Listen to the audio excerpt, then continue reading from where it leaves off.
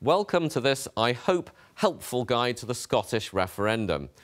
Here it is, the United Kingdom of Great Britain and Northern Ireland, but now facing its biggest shake-up, potentially, since Southern Ireland went its own way in 1922. If Scotland were to leave, just for starters, the UK would literally shrink.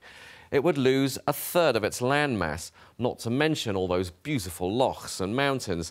Its population would drop by 8%, and around $239 billion, or 9% of its GDP, would disappear. Scotland leaving could also affect Britain's standing in the world. Would it still deserve a permanent seat in the UN Security Council? Would it still have the same clout at the EU? And, as any divorcing couple knows, who gets what can be horribly messy, especially when you've been married since 1707. Among the problematic items, Britain's Scottish-based submarine-borne nuclear deterrent, the rest of the armed forces, and here are just a few of the bases, the oil and gas, and, well, the list is endless.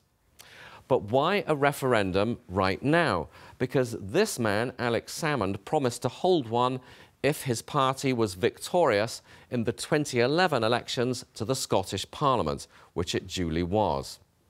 As to the essence of the argument for independence, put simply, it's that surely Scotland would be best governed by the people who live there and its Parliament. At Westminster, all the mainstream parties want Scotland to stay and have been busily telling the Scots how much they're loved, while also warning them they'd be poorer and their future place in the world more uncertain if they vote for independence.